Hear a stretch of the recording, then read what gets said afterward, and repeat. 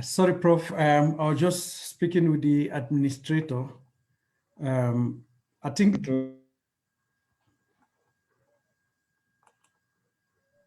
no problem, no problem. Yeah, so I think he will give some guidelines. He'll give some guidelines, but after the presentations, then we'll open for.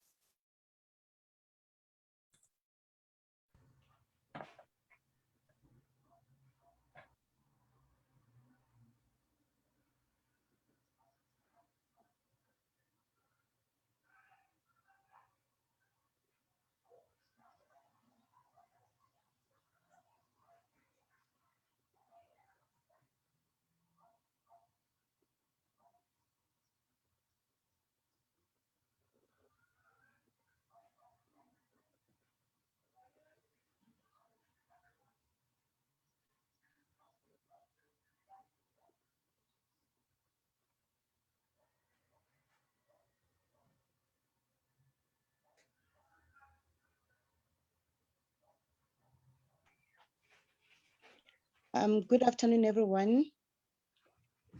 My name is Vinolia, and I'm the marketing coordinator for ASCA. Before we start, I'm gonna request for everyone to please allow us 5 minutes to allow other audiences to join in before we start. Thank you.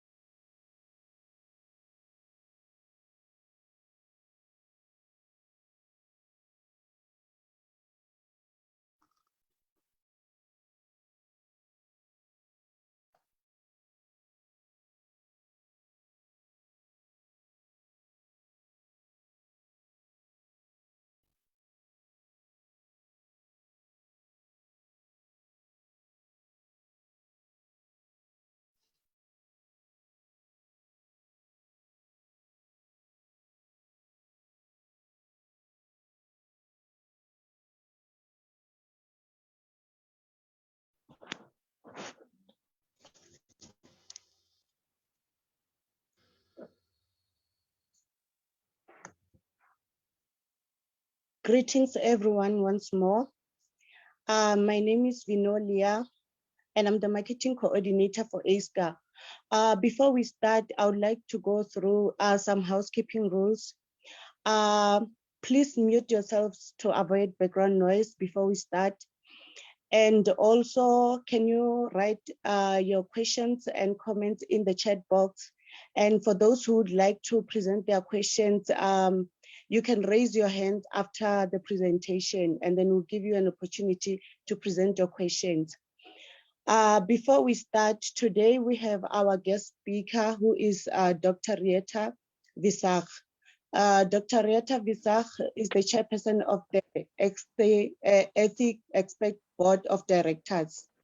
She is a founding member and the former chairperson of the executive board of the Research Ethics Committee Association of South Africa. She leads the Research Integrity Office at UNISA and fulfills numerous leadership positions. Dr. Retha leads inquiries into alleged cases of research misconduct and represents the university as an expert witness during disciplinary hearing. She holds a doctorate in advanced psychiatric nursing science. Dr. Retha completed a postgraduate diploma in health research ethics with a cum laude in 2015 through the University of Stellenbosch, receiving the prestigious title of Bagati Fellow. In 2014, she completed the UNESCO Ethics Teaching Training course at the Inter-University Center, Dubrovnik, Croatia. She is the 2018 recipient of the DST or Sarima Award for Professional Excellence in Research Management and a member of the globeethics.net pool of experts. Her research niche areas focuses on research ethics and integrity scholarship, and she remains active as a research supervisor. She published 10 articles in national and international scholarly journals and 2 chapters in a scholarly book. She is a co-editor of a recently published book on social science research ethics in Africa. Dr. Retha would like to welcome you to take over. Thank you. Thank you so much, my dear colleague, and thank you also for the hearty welcome and for sharing some of the contributions that I have made in the field of research, and specifically also then in the area of research ethics and integrity. And I told Prof. Ambay when we started that I'm so happy to be with you today, colleagues, because since I joined the research integrity space in 2014 at UNISA, I am focusing my attention more on the training of research ethics and integrity. But before that time, I did numerous training sessions for the College of Economics and Management Sciences, but also for the College of Graduate Studies at that time. So it feels like I came full circle and I'm now back with you. And I hope that I will present something to you today that will assist you to understand in a way the spirit of qualitative research. And I want to portray to you today what it means to be a qualitative researcher, being in the field and conducting field work.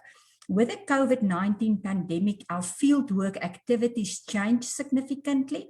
We are currently doing a lot of Zoom off or online and virtual data collection activities, but that does not take away from our deep-seated qualitative nuances and the attitude that we must display as researchers.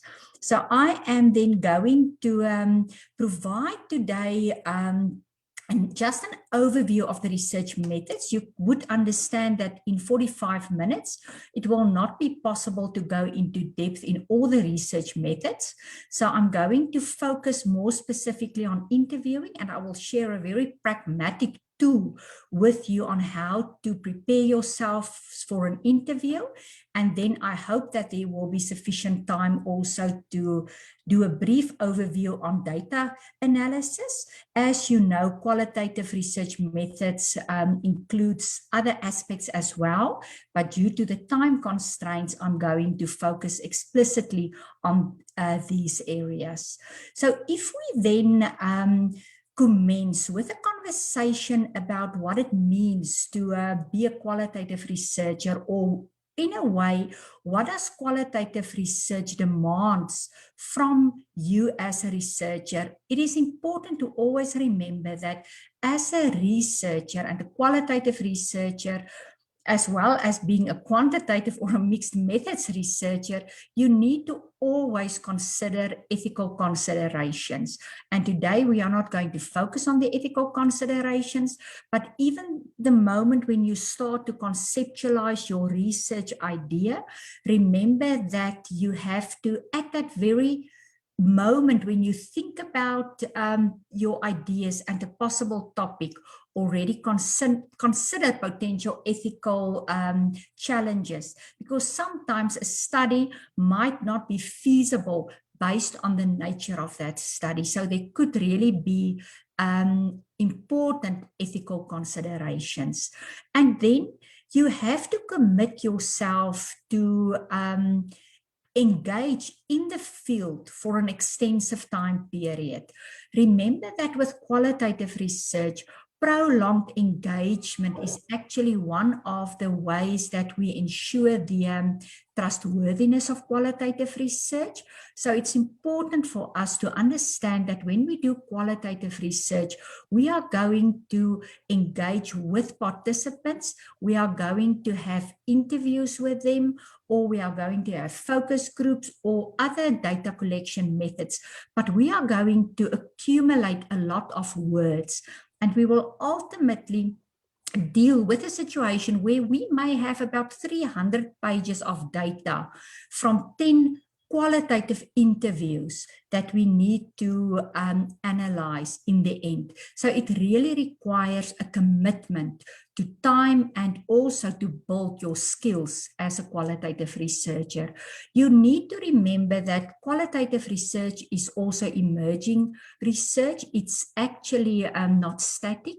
At times when you enter the field, you may realize that your research questions should be maybe amended slightly or sometimes to a greater extent. So you have to be flexible. And I know that within the research ethics context, for instance, this flexibility of qualitative researchers are often compromised by the way that research ethics and the governance of ethics are actually operationalized in universities across the world. Then also it's really sometimes you have to consider the complexity of dealing with, for instance, your fieldwork activities. For instance, the process of data analysis could be very complex in qualitative research. And then you need to be a very good writer, because you have to actually, according to Creswell, write long passages since the evidence must substantiate the claims. So you will use the verbatim quotes, but in order to substantiate those verbatim quotes, you need to actually interpret the data, and you have to describe the data then, and you have to describe the participants, you have to describe the context. So it really means that you need to groom your skills as an academic writer. You also need to read extensively, because as you all would know, you actually cannot write if you do not read, because if you do not read extensively, you actually lack the vocabulary to also write well. Then when you consider your research methods now, so now I am referring to when you think about your proposal, for instance, what can be part of your the headings under the research methods section, for instance.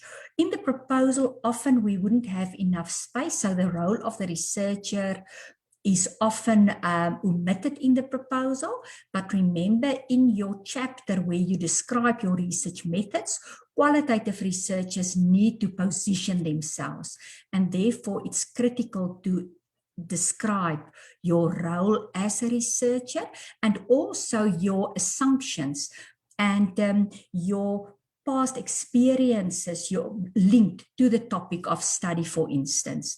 You have to then also give a very good description of the sampling and the site selection. And something that I often miss is a recruitment plan. So how do you plan to gain entry into the context?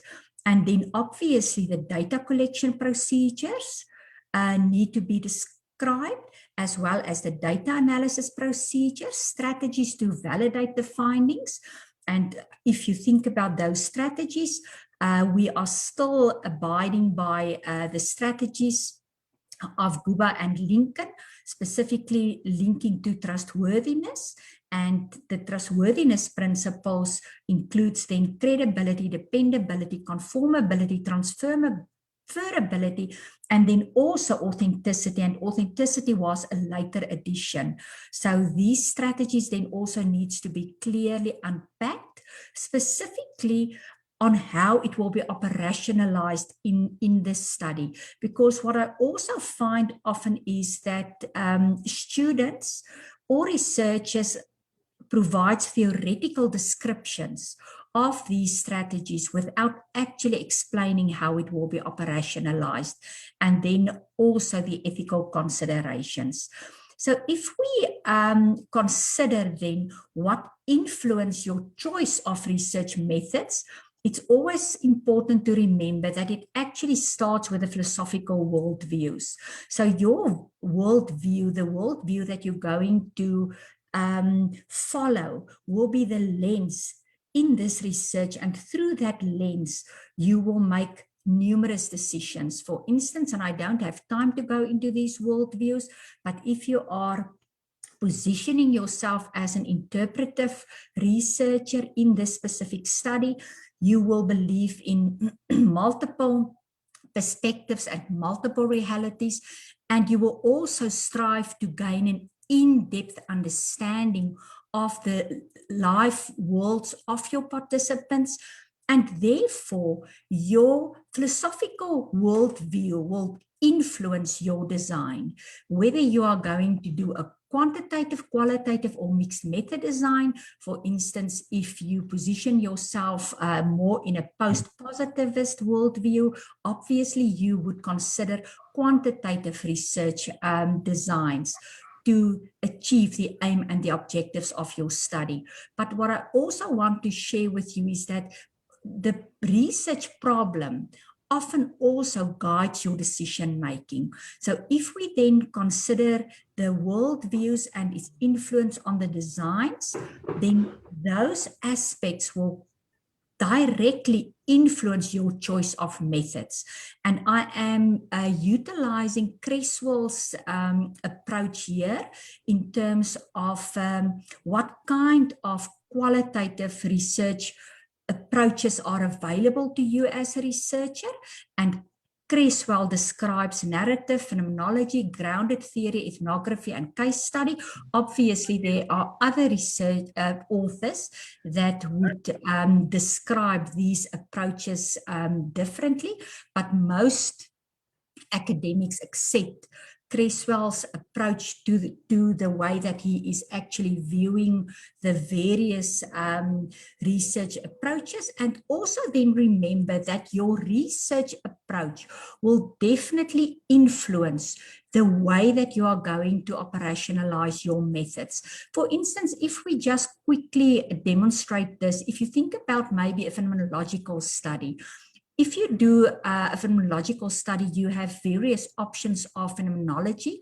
You could, for instance, opt to go for interpretive phenomenology or for a descriptive phenomenology. So if you, for instance, select interpretive phenomenology, your data collection methods will still be in-depth qualitative interviews, for instance, but maybe you will be guided also by your reading of literature before you actually crafted your research questions and even your interview questions. Whereas if you opt for descriptive phenomenology, often descriptive phenomenology would imply that you may have in-depth interviews, often with only one central question that you are going to ask. Also, what I note, what students often do, they would, for instance, choose phenomenology, but then they don't utilize the philosophical underpinnings of phenomenology right through the methods, because you have to then apply that phenomenological assumptions from the questions that you ask. So it must be open-ended questions to the data collection methods that you employ. It must be in-depth data collection methods to the data analysis, because remember that if you do a narrative study, your data analysis method might differ from a researcher doing a phenomenological study.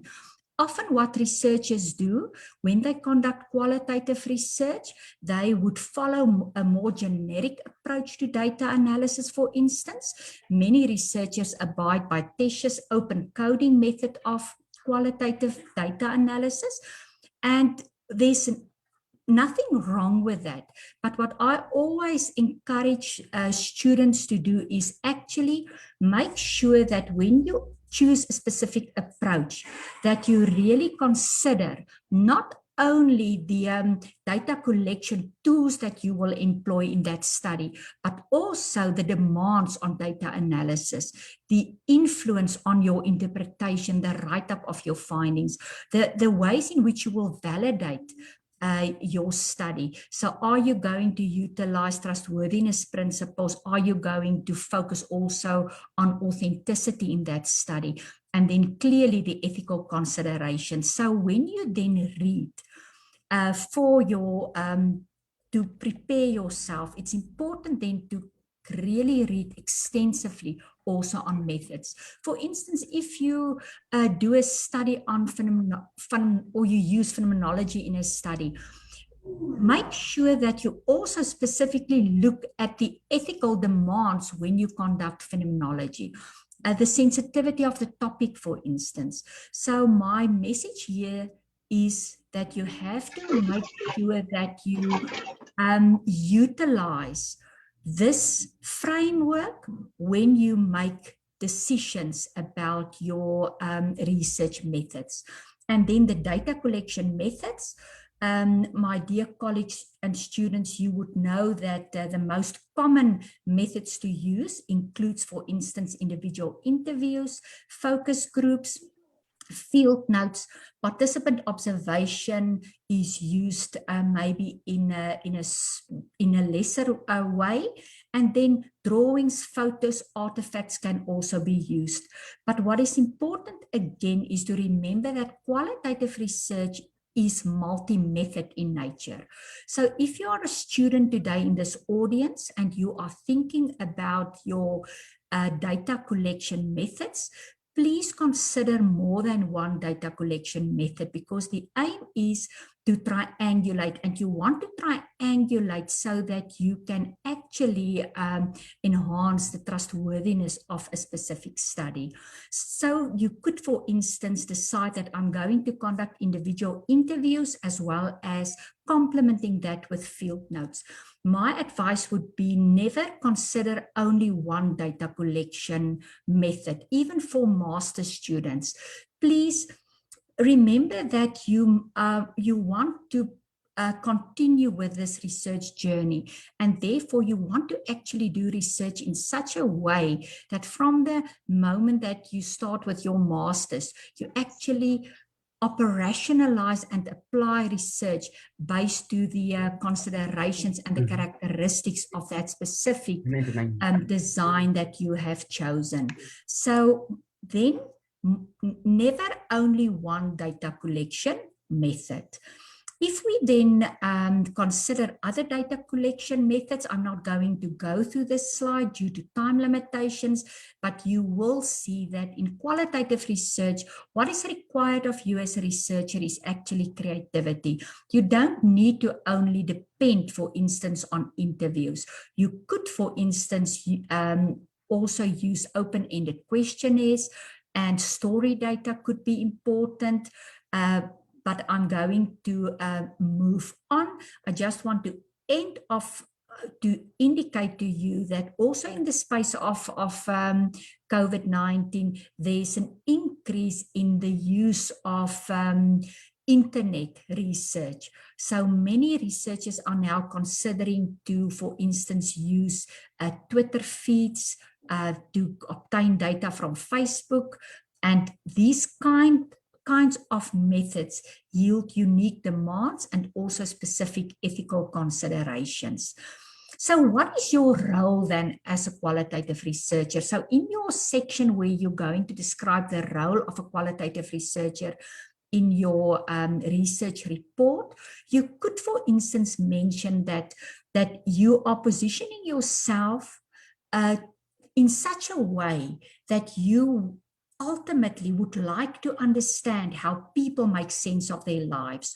You want to be very curious as a qualitative researcher. You want to almost sit at the feet of your participants symbolically. You want to drink in their experiences so that you can make sense of the specific phenomenon that is under study. Also, remember that you are the primary instrument for data collection.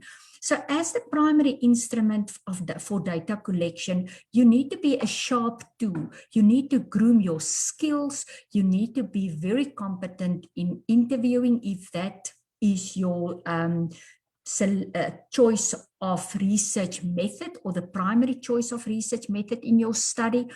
Also, remember that in a way you will be a field worker. You will engage with people, you will enter their natural setting, and you want to record their behavior to provide a holistic account of their experiences, perspectives. You are also a word artist. You need to describe processes, meaning and understanding that you gained through words or images, pictures, or the other data collection methods. And then you also want to become an insider so that you can, in a way, become more able to understand what is being done. So if we take this back to the philosophical worldviews, from an interpretive position, you are actually very close to your participants. In a post-positivist worldview, there's quite a distance between you and your participants. For instance, you could use a quantitative survey. You will never meet your participants. You will have 300 plus participants maybe. So clearly, you cannot really have an insider perspective, whereas with qualitative research, you actually strive to obtain that insider perspective. Then you also need to groom your skills to become more reflexive. And you can do that through reflective writing.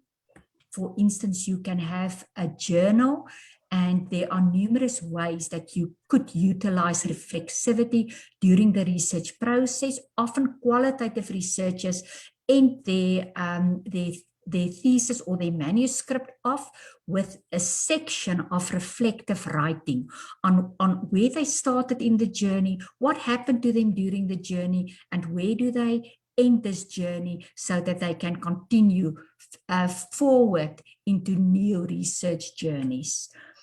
If we consider then the sampling methods in qualitative research aims now to allow you to obtain an in-depth understanding. So again, if you send out a survey to 300 participants, for instance, you will never really have a very in-depth understanding because you will depend on what was asked in that specific questionnaire. However, when you engage with participants, you can probe, you can ask questions, you can be curious, you can listen, and in that way, your sampling method would mean that you cannot have a big sample size. However, in your proposal and in your report, you have to provide an approximate number of participants. So you can consult Creswell 2013. Creswell provides guidelines for suggested sample sizes in these 5 approaches. The purpose of sampling is the sampling method of choice, meaning that you will base your sampling on pre-selected criteria relevant to the phenomenon. And pattern describes 16 different types of purposive sampling. So we are often only considering purposive sampling in a very superficial way, but my suggestion would also be to, when you consider sampling, don't depend only on one source. Pattern is an older source. Maybe you can see if there is an updated version of pattern, but it's always good to consult more than one research methodology source. But now, an important consideration. Remember that size is determined by saturation. And saturation then in qualitative data means the point when no new data come to the fore. So it means that at that very point, you don't get new insights from new information provided to you as a researcher by your research participants. But the question now would be, what does saturation actually means? Because I have dealt with data in my past life. I was a qualitative data coder and a consultant. So I did a lot of qualitative data analysis, and what I often seen was that data did not actually present horizontal saturation and vertical saturation. And I don't think that horizontal and vertical saturation has been described in literature yet. However, when I prepared for the workshop, I found quite a nice article by Fuchs and Ness, and they talk about rich data. So horizontal saturation then links to the notion that you actually want saturation of your themes across all the data sources that you have. And it also then links to rich data. It is multi-layered and detailed. But vertical saturation refers to the saturation of your quotes. For instance, the quantity is important now. Horizontal saturation is about your quality of your themes. But the vertical saturation is about the saturation of your quotes. For instance, you cannot have a theme and then you only provide 2 quotes and you actually had a sample of 10 or 15 participants. Immediately your examiner will question the saturation.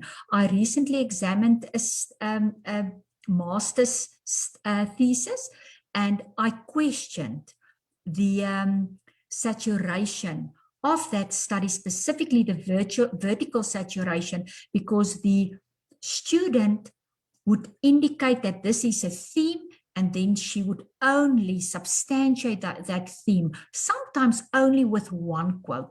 And my dear students and colleagues, obviously that does not work in qualitative research. If you take it back to the philosophical world views, to interpretivism or constructivism or social constructionism or critical theory, you would understand that that is not what you are looking for in qualitative research. If you then consider to conduct interviews, remember that an interview is different from an informal conversation with your friend. It is a purposeful interaction. And you want to elicit information to answer your research questions. And in order for you to do that, you need to take your research questions and you need to translate them into interview questions. It's also a mutual interactive process, because what should happen in that process is that both you and the participant should play a critical role actually in the construction of meaning. We can't take away your own notions, your own values, ultimately in the way that you are going to interpret data, or how you are going to operationalize that interview. For instance, remember, you will ask questions guided by your own notions, guided often by your own understanding, and that would be in order as long as you don't ask leading questions to the participants. Also, you need to remember that when you collect data through interviews, you must be sensitive to positions of power, but also to diversity. For instance, in some contexts, if you're a female, for instance, maybe it might not be appropriate for you to conduct that specific interview. It could also depend on your occupational context, but culture can play a role. I did research in Swaziland. I worked with hotel team, and I developed a team coaching program over a period of 3 years during my interactions on a monthly basis with this team. And when I entered into that context, I really lacked understanding of the culture. And that is something that was a limitation for me. I actually, in hindsight, realized that I should have prepared myself much better to understand the culture and the cultural nuances of my participant group. And then also your participant is viewed as the expert, and you should move into a non-expert position during the interview process. So what are your key considerations when you conduct qualitative interviews? Remember that you take your research questions. So if you, for instance, have 3 or 4 or 5 research questions, I hope you wouldn't have more, because remember now, your research questions must be crafted into interview questions. So think about it, my dear colleagues and students. If you have 15 research questions, how can you actually obtain in-depth information? And I often see interview schedules as part of my review processes of ethics applications, where researchers have 15 or sometimes even more semi-structured questions.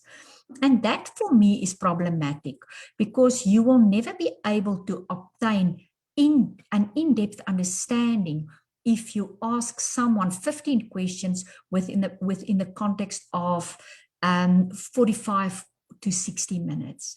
You must consider the length of the interviews. Also, students would often say that interviews will only last for 30 minutes. I suppose it could happen, but my suggestion to you would be rather aim to conduct 60-minute interviews, because then you would also be more assured that you will reach saturation during the interview. Because remember that data saturation does not only apply to the sample size, but it also applies to the interview process. You want to actually end that interview when no new information emerges from the interview process. Also, then the number of participants, we did discuss that. That will depend on data saturation, but can be influenced by your approach. For instance, Creswell indicates that for grounded theory, you would possibly need about 30 participants, whereas in phenomenology, often you will have about 8 to 10 participants. Your format is important. So is it going to be semi-structured, or are you going to go for in-depth qualitative interviews? In-depth qualitative interviews can sometimes just have actually one central question. And this is appropriate, for instance, if you would do something like descriptive phenomenology. And obviously you will ask that one in-depth central question, but you will probe, you will utilize your facilitative communication skills to allow your participant to speak as much as possible during that interview. And when would you decide to do a semi-structured or an in-depth interview? Semi-structured interviews are often the method of choice when you started off your study and you depend also on a literature review. And that literature review indicated that you need to focus on specific topics, for instance, or questions during your study. Sometimes researchers may not, qualitative researchers may work totally inductively.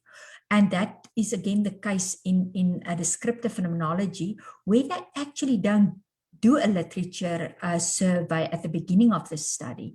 They would actually do a literature control at the end of the study. And then obviously an in-depth qualitative interview would be the most appropriate type of interview to conduct. Also with narrative research, you would strive to conduct in-depth interviews. Then as a researcher, you should refrain from leading the participants' answers according to your own preconceived notions. And what is also important then is, I'm going to just skip this example now and let me rather move to guidance on how to conduct a qualitative interview then.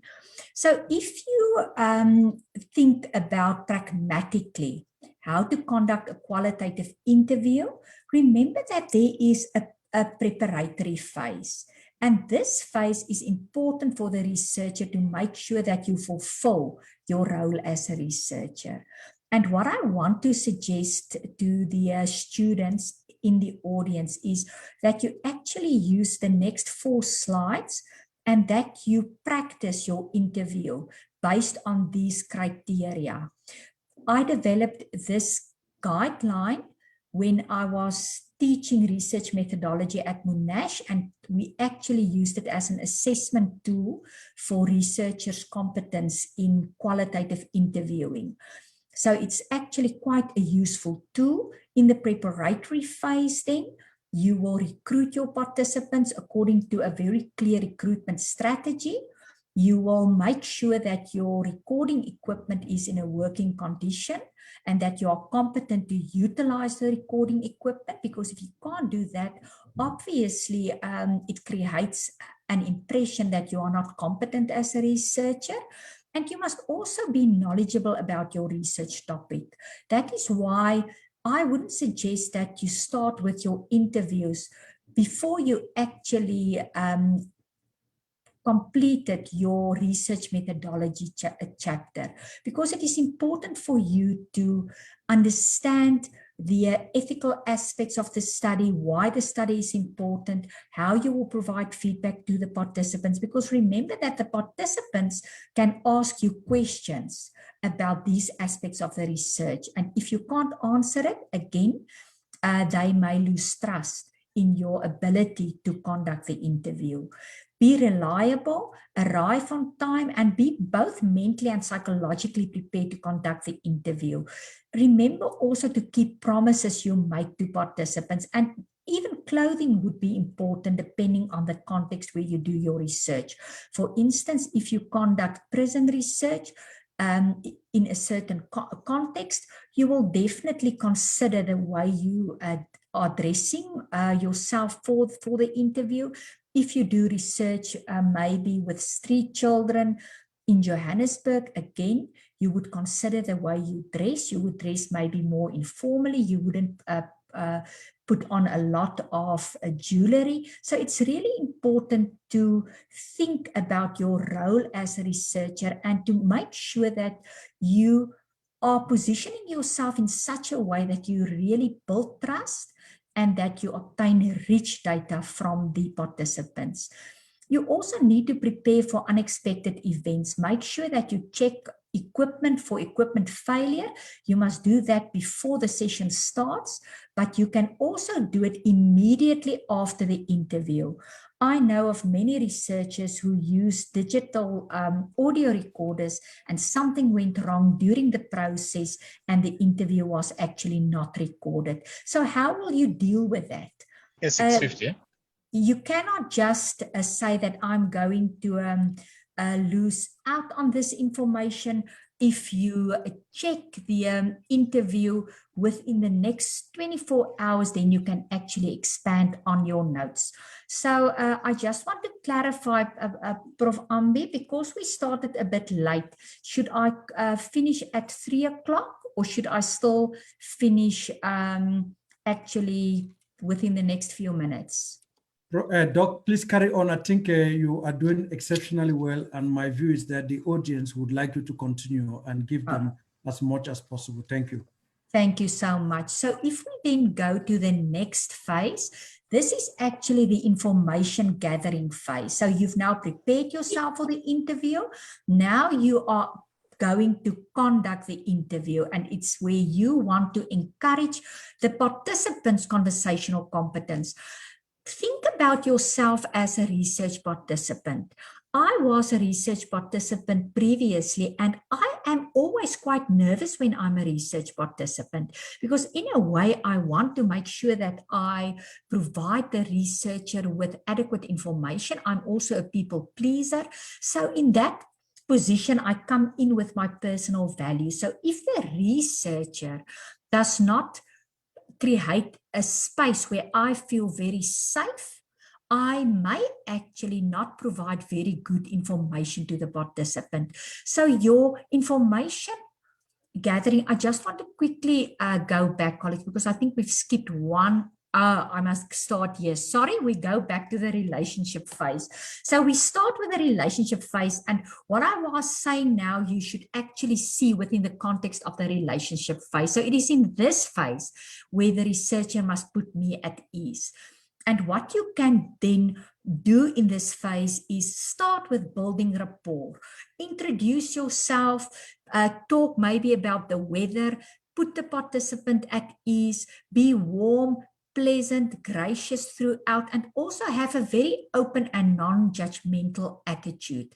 You have to explain the purpose of the research, the reason also why you selected this participant.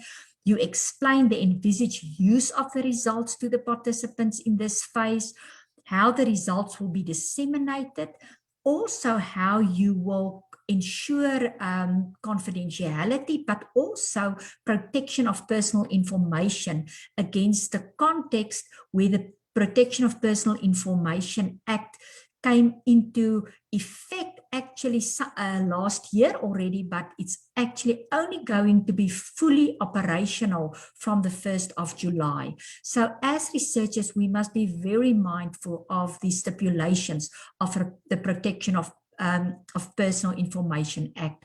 Also explain to your participants the structure of the interview, the length that you will do recordings, that you're going to take notes, for instance. Disclose your qualifications, expertise, and experience to set the participants also at ease. Also maybe that of your supervisor if that is appropriate. And then you are going to request the participant to sign the informed consent if this is not done already. And when you do this and you practice this, you can actually print out these slides, and then you can make sure that when you start the conversation, you actually include these aspects. If you then think about your information gathering phase, now you're going to ask your research questions, but you must display facilitative communication skills. And you must therefore listen attentively. When there's a silence, you must also groom your skills to deal with silences. For instance, if you do research on a sensitive topic, maybe your participants might really move into a space where they really think about their experiences. It may take them to a position of vulnerability. They may even cry. Please accept my apology for the dogs barking. They're happy that my son is back. So you need to groom your facilitative communication skills. What I do with my students, for instance, I always ask them to do an interview with me because I want to assess their interviewing skills. And what I often also do is I ask them if they would be willing that we can do a bracketing interview. And the bracketing interview means that I'm going to ask them the same questions that they will ask their participants also, so that they can actually unpack their own values, notions, and ideas about this research phenomenon in order for them not to influence the participants during the interview process. Then you also consider them taking field notes without losing contact with your participant. Then there's the termination phase. So in this phase, you are going to close the conversation, but you want to maintain contact with your participant. So you will indicate that the interview is ending, and then you will summarize the main themes. And when you are very nervous, often it's difficult for you to summarize, and that is why note-taking could be very useful. But when you take notes, try not to also lose eye contact with your participants, and remain present. Ask the participants then if they have any questions, thank them, and then explain the way forward. Remember that often in qualitative research, we conduct member checking. That is part of the trustworthiness strategies.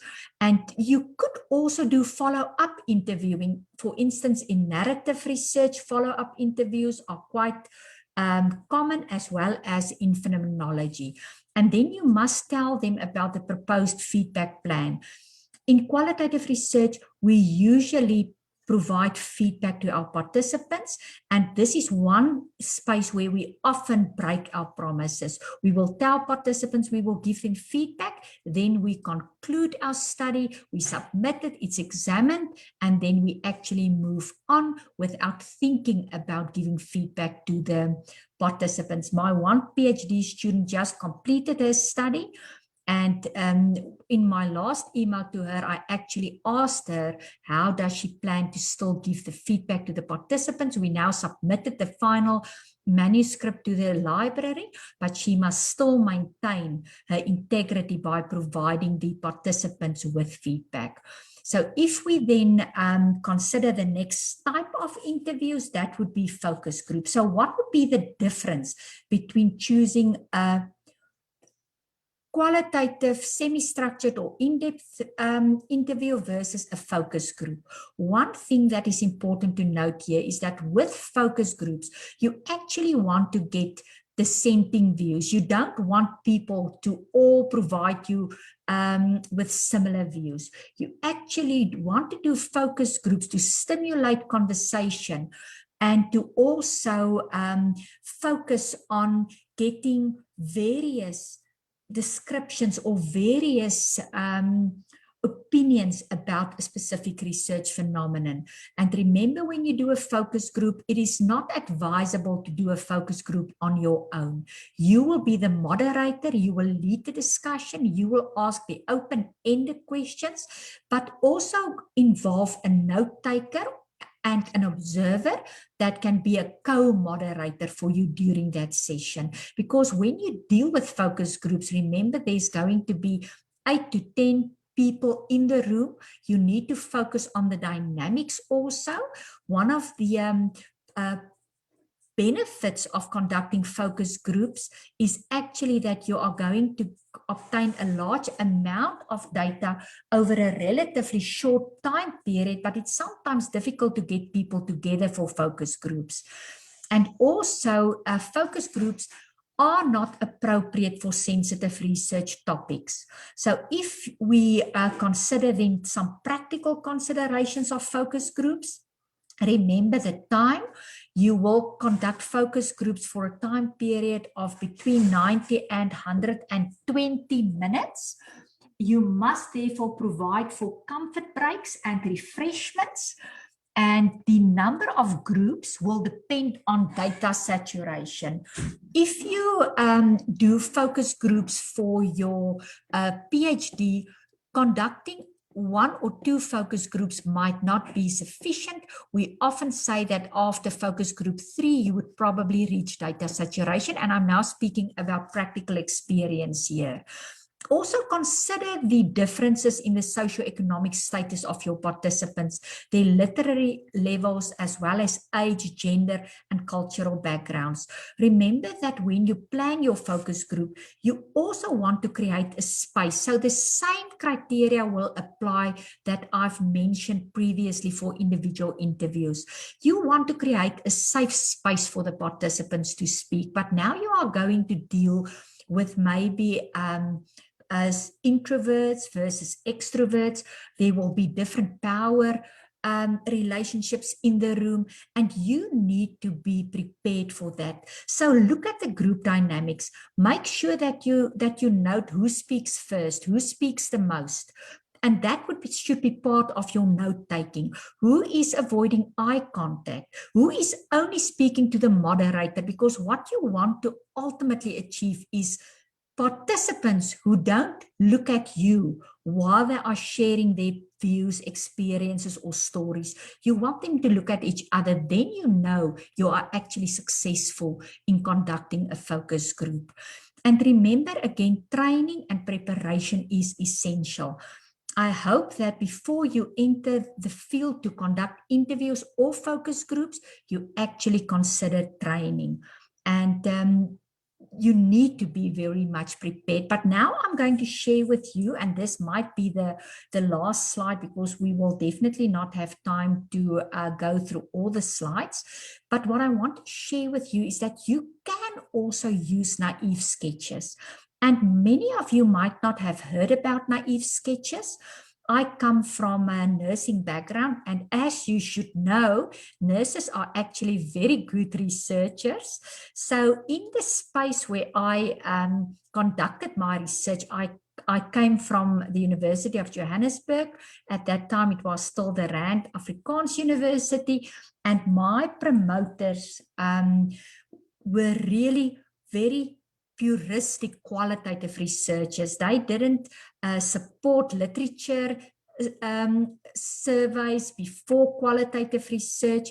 They actually more supported literature controls, for instance, and they advised us to complement our data with naive sketches. Now, naive sketches is a self-reporting technique where participants must describe their lived experiences and perceptions of the phenomenon under study in a written format.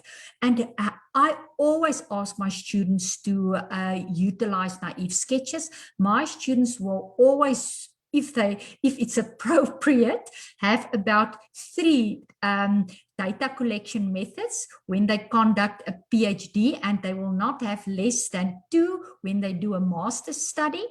And naive sketches are then used as a method of data triangulation. So what I usually do from a practical sense is I would schedule the interview. And what I will then do is, and I'm now speaking about face-to-face interviews, I will take then the page or 2 or 3 pages with a naive sketch with me to the interview. Then I am going to give this to the participants. It's actually the questions that you are going to ask in the interview. So for instance, my student recently did a study on academic researchers' engagement in research ethics. And what she did in the naive sketch, she also asked the same question in the interview, but she asked them before the interview start to reflect in their own words how they make sense of the phrase academic researchers' engagement in research ethics. And then there was also another question, reflect on your experience of research ethics in this ODL institution. And a final question, what do you view as critical aspects for engagement in research ethics in this institution?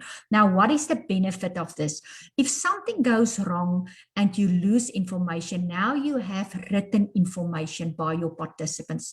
It also helps your participants to think about what they're going to share with you during the interview.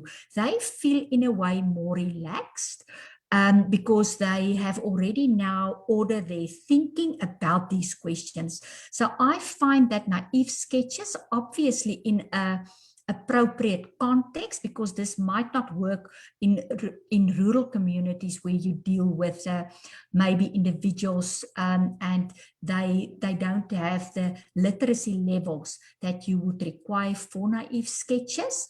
But in business research, for instance, naive sketches would work very, very well.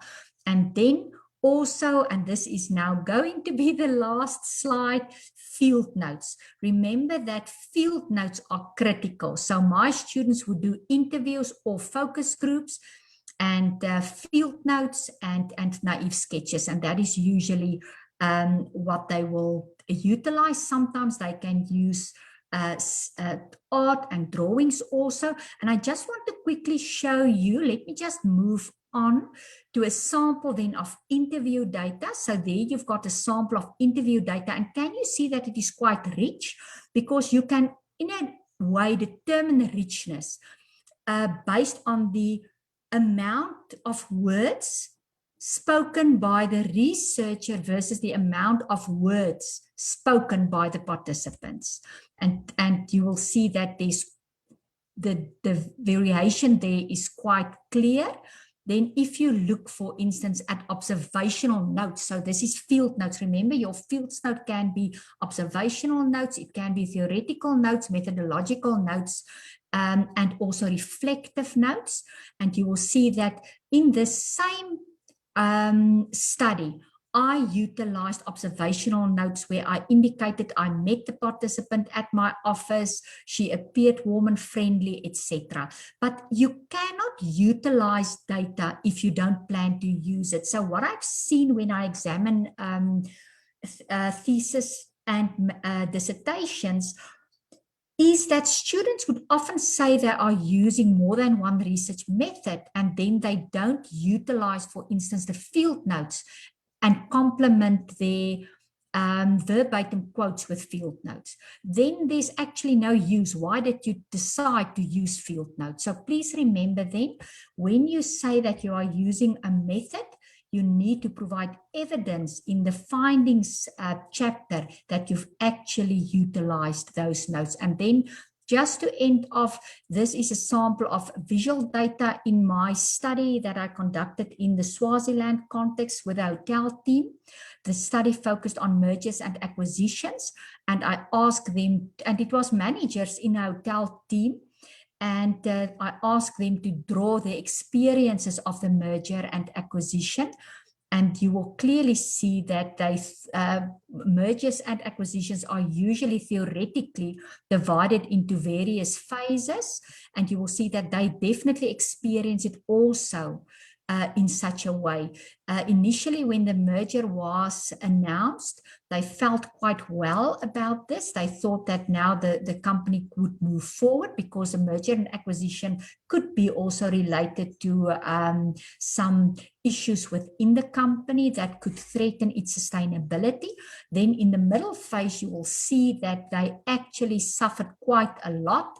It was, they were actually, or this specific person was actually against the ground. And then as time progressed, they perceived that things went better and they felt much more comfortable in this space. So the rest of the presentation then, colleagues, will focus on the importance of utilizing this COVID-19 guide when you plan to do face-to-face interviews or focus groups. Please remember that we must be very, very careful in the context where we are now. And then you will see that there is also a section on qualitative data analysis, but I'm going to end the session here because I know that your time is also very precious to you. I hope that I have provided you with some practical measures that you can employ during your fieldwork activities. And my dear Prof. Ambe, I'm stopping here. I'm pausing for questions. Yes, that I have lots that hasn't stopped you. I'm not sure if Prof. Ambe is maybe still on the telephone because I hear someone speaking. I think he's still on the telephone. He hasn't muted his mic. I'll just pull him quickly. Okay, so while we are then waiting for him, I will just share with you that the next section then focuses on qualitative data analysis. And colleagues, you can maybe go through this. You're more than welcome to contact me. Send me an email if you have specific questions about qualitative data analysis. Because I also provide information about deductive data analysis and inductive data analysis methods, and also some reflections on computerized data analysis. But let me end here. I trust that Prof is available now so that we can take questions. Okay, thank you very much, Dr. Retha. There are a few questions on the chat box that I would like for you to engage in. We have a question first from Winnie Dlamini. It says, is it ethical to compensate participants for data costs? Yes, I would definitely argue that it is ethical, because remember that the UNISA policy was also revised during 2019, and in 2020 it was approved by the Senate. However, due to new procedures with policy approval, it has not yet been approved by the Council. Can you hear me? But in this policy, we actually include a section now on inducements in research, and inducements include then incentives, but also reimbursement. So depending also on the context of your participants, if you work with a manager, maybe in a corporation, maybe it wouldn't be necessary to compensate that individual. But if you maybe involve UNISA students in a study, it would definitely be fair, because remember that ethics is about fairness. You just need to explain that in your proposal also then, and in the ethics application. Thank you very much, Dr. Retha. I believe the question has been answered. We do have another question from Samuel. It says, can the ontology and epistemology underlying a qualitative research influence the interview or interview process? Yeah, you are 100% correct. Remember that the ontology as well as the epistemology will influence your the way that you are going to engage with your participants. And what I want to suggest is that you actually consult Creswell, and I've given you these sources, both the 2013 and the 2018 editions of Creswell provides a very, very good explanation of how the ontology and the epistemology will influence the research methods. Okay, thank you. Thank you so much. I do have a comment that says, thank you for the very informative presentation. I always learn from you. Thank you for your time. And also Dorothy saying, thank you, Dr. Visagie, excellent as always. Please, can we have a session on qualitative data analysis? Moving forward, we do have another comment which says, thank you so much from FF. for the very informative presentation. Venolia, I want to just alert the participants the participants in this session. I've shared with you some resources that you can share with them, but this one resource by Mac Woodsong McQueen, it's such a useful guide for field work.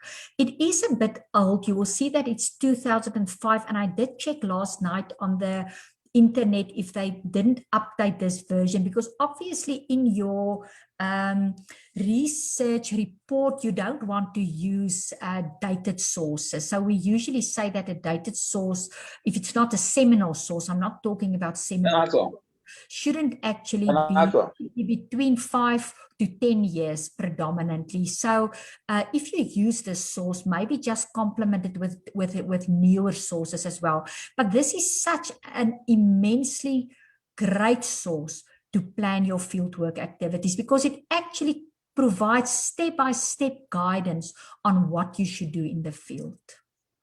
And I did share it with you, my dear Venolia. So the participants will receive it, and I'm sure it will really make a difference in their lives as qualitative researchers in the field. Thank you very much, Dr. Retha. I believe it will make so much difference. Here, I don't have any more questions. It's just the comment from the audiences, which says, thank you, Prof, for a very informative session. Prof, please confirm that we can send the participants the research question prior to the interview. And also, I would like to ask the audiences if anyone amongst you has any question they would like to present to Dr. Retha. I can maybe just answer that one question. You know, I believe that it is appropriate to provide the participants with the research questions, because the thing is that there will be views for and against it. The views against it would say that you are now preparing them. You know, they can basically now Google for answers. That is one view. But my view is that if you actually send the questions to them before the time, they are much more prepared for the interview. Their anxiety levels would be lower. So often, even in the informed consent documentation, I would give an outline of the types of questions that they can expect in the interview. So I would say yes, but I know some of my colleagues may oppose this view. So I think you will need to maybe do some more reading about this and make up your own mind. Okay, thank you so much, Prof. Is there anyone amongst the audiences who would like to present their questions?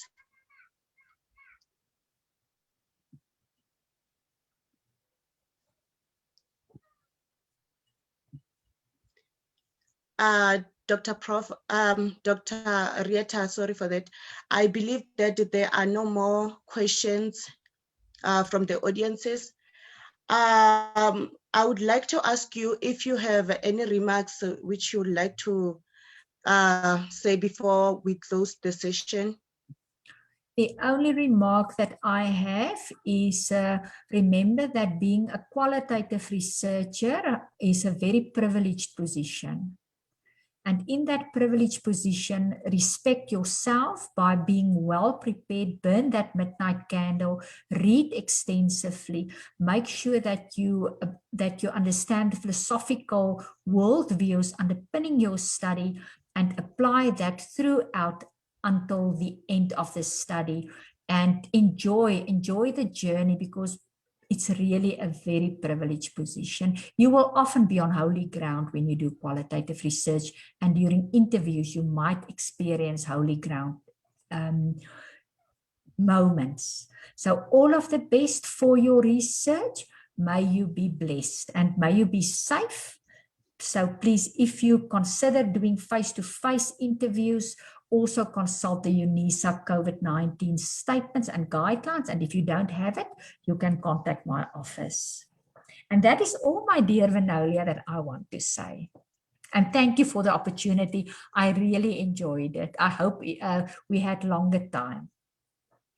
Yes, thank you so much, Dr. Retha. I would like to thank you on behalf of all our audiences as well for a wonderful presentation. It was very insightful and very, very helpful as well. Before we close, I would like to say to everyone that we do have our social media platforms. You can follow us on our social media platforms. We are ASCA, which is African Institute for Supply Chain Research. We do have the recordings for the sessions that we are having. And also to access them, you can access them through our social media platforms, or you can send me an email at masipa.nv@asca.org.za.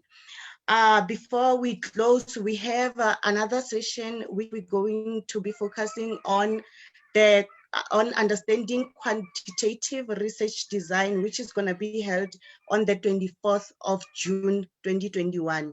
So I would like to say to everyone that thank you, and I hope we will see you on the next session of our RSWS. Thank you so much, Dr. Retha, once again. Thank you, colleagues. Have a wonderful afternoon and goodbye. Thank you. Bye, everyone. Thank you. Bye-bye.